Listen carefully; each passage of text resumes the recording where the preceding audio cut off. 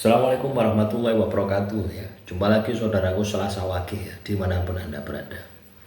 Ini ada sebuah kasus ya, supaya jadi pelajaran ya. Supaya jadi pelajaran bagi teman-teman Selasa Wage. Nah ini orang ini ya rezekinya tersumbat. Ya, rezekinya tersumbat. Disumbat orang. Ya. Dia konsultasi sama saya gitu loh. Pak, bagaimana rezeki saya gitu. Kok saya ini bekerja terus di PHK, terus ekonomi saya berantakan, wis pokoknya hancur-hancuran. Ya. Saya tanya, kamu orang mana gitu ya. Dia orang Surabaya. Ya. Dia orang Surabaya. Kebetulan waktu itu saya mau ke Surabaya juga ya. Oke, nanti ketemuan ke Surabaya ya. Saya mau balik nama motor saya ya. Surabaya saya mau balik nama ke Pasuruan. Nah, berangkatlah kita ketemuan di sana di Bonbin ya. Ketemuan di Bonbin, dia parkir motornya, saya diantar ya ke daerah Kenjeran, Surabaya Utara ya. Nah, singkat cerita ya. Dia cerita, selama perjalanan itu tak suruh cerita wis. Kamu cerita, masalahmu apa? Bla bla bla bla bla. Nah, saya lihat itu memang ada indikasi ya gangguan makhluk halus, ada. Ya. Nah, itu hari pertama ya, hari pertama. Hari pertama itu gangguan makhluk halus. Iya, hari pertama ya. Kalau nggak salah itu hari pertama. Nah, kita ngobrol-ngobrol saja ya. Nah, selanjutnya pulang dari Samsat itu saya minta ke rumahnya. Wah, di situ saya terkejut ya.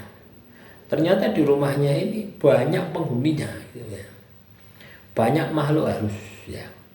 Ada yang memang itu penghuni tanah tersebut, ada juga yang memang kiriman ya, kiriman dari luar. Ada juga yang memang bawaan. Jadi ibarat orang itu demit ya. Jadi dirinya itu full demit ya. Nah, terus saya bilang, ini nanti tolong dibersihkan rumahmu ya. Nah, inilah yang membuat makhluk halus itu kerasan. Kamu ibadah modelnya opo lek rumahmu itu kotor, ya makhluk halus itu betah. Sulit kamu untuk sembuh. 2 minggu ya, 2 minggu. Setelah 2 minggu saya ambil berkas lagi ya, cabut berkasnya. Ya, habis dari Samsat lagi mampir ke rumahnya. Nah, di situ tak tinggali garam, juga tak sajeni semua gitu ya. Tak suruh nyingkir ya, yang memang kodam-kodamnya ya. Kodam dia, kodam pokoknya sing nggak kerumat-kerumat itu loh ya. Itu tak suruh nyingkir, sudah nyingkir saja. Nah, saya pesen sama orangnya ini ya. Kalau kamu pengen sembuh dari gangguan ini, bersihkan rumahmu. Rumusnya ada di situ. Ya memang rumahnya belum jadi teman-teman ya. Belum jadi ya, ibaratnya itu jadi bawah toh ya. Lantai 2 belum jadi. Jadi barang itu numpuk amburadul wis. Campur kucing, campur mau macam-macam. Terus penataannya itu ya amburadul. Tembok penuh dengan coretan habis. Kayak kumuh gitu loh. Padahal itu perumahan gitu loh. Rumahnya bagus. Ya, tapi ya itu tadi. Keberadaan makhluk halus itu akan membuat kotor. Dan senang makhluk halus itu. Ya, jadi saya bilang, kalau kamu ingin sembuh, ingin rezekimu lancar, ingin kembali seperti dulu, bersihkan ini. Ya, tak tinggali garam ya, garam rukiah itu tak tinggali. Nah, ini kamu terapi ini, makan ya, buat ngepel, buat ngecat, ya, buat masak, buat mandi, lakukan setiap hari seluruh keluarganya. Ya. Jadi itu yang harus dia lakukan. Selama rumahmu kotor, ndak bakal kamu sembuh. Duh, ya. Ya, jadi kalau kita ini katakanlah terkena gangguan sihir, gangguan teluk, gangguan santet, itu harus totalitas. Ya, kita membersihkan diri kita membersihkan batin kita, juga kita harus membersihkan tempat-tempat kita. Gitu ya. Nah ini tidak dibersihkan teman-teman. Dia hanya ibadah toh, dia hanya wirid, dia hanya mertombok kemana kesana kemari habis uangnya. Gitu. Ya. Tapi sumber masalahnya tidak dibersihkan. Sumber masalahnya itu rumahnya itu kotor. Ya tak kasih saran ya. Jadi yang di atas itu 3 kamar itu kan kosong ya, belum diapa-apa ya. Saya bilang ya, barang-barang yang tidak terpakai di bawah angkat semua, jadikan satu ruangan. Saya bilang seperti itu. Ya, kalau kamu pingin ini bersih semua, bersihkan satu ruangan dulu. Bersihkan satu ruangan di atas, pindah barangnya. Bersihkan satu ruangan di atas lagi, pindah. Anda bisa lakukan katakanlah 2 bulan sekali atau 1 bulan sekali. Atau kamu kalau pingin cepat itu jual itu motormu. Ya kamu punya motor, jual, uangnya buat menyelesaikan rumahmu. Ya. Minimal barangnya itu tertata rapi. Gitu. Itu loh teman-teman. Ya. Sama dengan kondisi rumah ini dulu ya. Rumah ini dulu belum dimulster, masih tanah berantakan, wes kacau teman-teman. Ya. Nggak sembuh-sembuh, saya nggak sembuh-sembuh, kena sihir nggak sembuh-sembuh. Ya. Baru ya saya tirakat ya, ada kasus yang saya tangani ya di sengketa pilkades ya. Nah, dari situ saya dapat uang ya, tak kumpulkan 500, 1 juta itu tak kumpulkan ya, tak belikan keramik ya, tak berikan keramik, dapat 100, 500, 1 juta tak berikan pagar ya. Setelah bahan-bahan semua saya ambil cari tukang ya. Tukang itu setengah bulan, 15 hari 1 juta 125.000 ya, 1 orang 250.000 kali 15, dua orang ya. Nah itu teman-teman, apa yang terjadi ketika rumah saya bersih ya, langsung untuk saya nyewa ya. Ya, saya berikan 2 tahun, saya dapat uang 20 juta. Coba bayangkan, itu pengaruh rumah kalau kotor itu seperti itu ya. Jadi kalau kita ini terkena gangguan sihir, teluk santet, itu biasanya rumahnya mesti kotor. Jadi Anda bersihkan ya.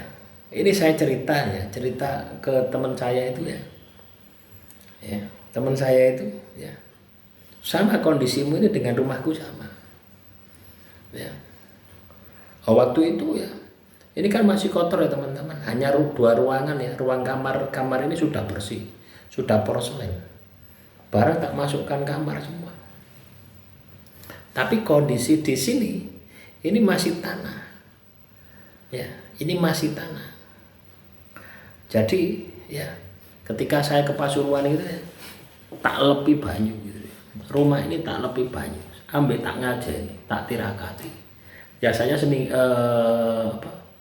bulan sekali saya ke Pasuruan ya, nengok rumah ini tak sambil tak tirakati, tak rukiah. Ya itu teman-teman, saya dapat rezeki itu ya. Saya buat pelamir tembok ini ya. Saya buat porselen ya, kasih keramik ya. Kurang lebih ya habis 30 ya, 30-40 juta. Nah, itu loh teman-teman. Baru buka. Energi positif kita itu buka. Lah kalau kita misalkan rumah dalam kondisi kotor, wes pikirannya kita itu elek.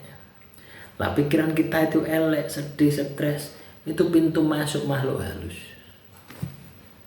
Ya. Nah, ini cerita ya, sekedar cerita supaya Anda bisa mendapatkan ilmunya, manfaatnya. Kalau rumahmu jelek, ya mesti rumahmu jelek, rumahmu kotor, bukan jelek ya, kotor. Kan pasti kotor loh teman-teman ya. Rumah belum jadi itu pasti kotor. Ya. Mesti kotor, ting selengkra. Ya. Contoh misalkan, rumahnya terbuat dari bambu. Rumahnya terbuat dari bambu. Dia tinggal di desa. Tapi kalau itu dibersihkan, ya rumahnya bambu, kedek, loh enggak ada masalah. Enggak ada masalah. Karena apa? Samping-sampingnya rumahnya juga bambu. Di desa, enggak ada masalah. Masalahnya ini adalah rumah di perumahan. Ya. Ketika kamu katakanlah punya rumah di perumahan atau di tengah kota, rumahmu durung mari, rumahmu elek dewe, rusuh, apa ya ndak pikiranmu negatif. Nah, pikiran negatif itu menjadi pintu masuknya makhluk halus. Nah, itu yang saya alami gitu. Dan ini saya sampaikan kepada teman saya itu ya. Kalau kamu ingin sembuh, kamu harus membersihkan rumah ini. Ketika rumah ini bersih, saya yakin masalahmu selesai. Ya, dan kotam-kotam makhluk halus yang ada di rumahmu itu tidak bakal betah, bakalan pergi. Ya, karena setan-setan yang memiliki energi negatif itu tidak betah dengan kebersihan. Ya.